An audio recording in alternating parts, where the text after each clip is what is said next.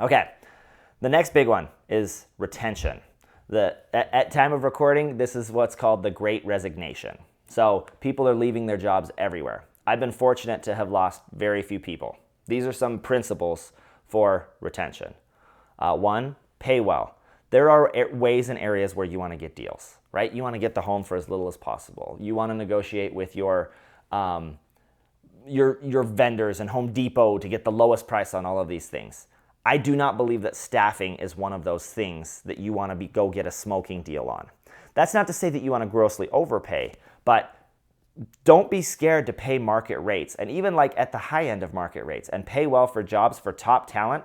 It will always be worth it and give you the right ROI. Growth is typically going to be important for a lot of people. The number one reason that I get for why did you leave your last job is I felt like I hit a ceiling. I felt like I couldn't do or grow anymore there. I was basically done. It's the number one reason why people leave their jobs.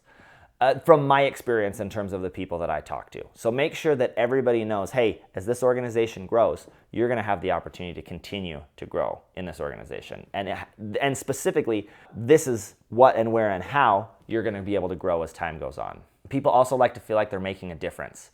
At least a couple of times a year, I do my what I call, and this all of these things are most especially true if you're hiring millennials and younger.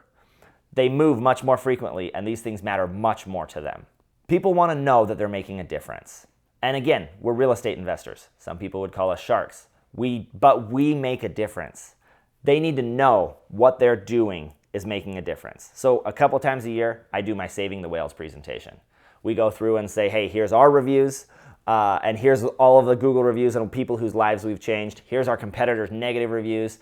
Here's why they're terrible and we need to go save the world from these other people that are out to get them. These are people that worked with a realtor and had a terrible experience because they were our specific seller. Now, we're also authentic in this as well. Most people are best served by working with a realtor, but our seller, our specific client, is absolutely best served by working directly with us.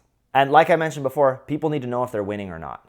Most people just want to win. So you need to have a clear definition of what winning looks like and make sure that people know when they're winning. All of this lines up with casting the vision. People need to understand what's the vision for the company, where are we going, and what's my seat in it. These two things here at the bottom, cast the vision and be grateful and show appreciation for people, are two things that I promise you cannot do too much of. You may try, you can't. You cannot over-appreciate and you cannot overshare the vision. Earlier this year, I did a survey for everyone in my Utah company just to kind of hit me back with, hey, how are we doing? I asked them a bunch of different questions, and we overall scored really well besides how good of a job I did at appreciating people, and I really thought that was going to be the thing that I scored the best on.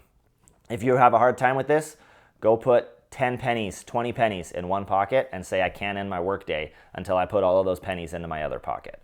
Really, really important to be grateful for your people.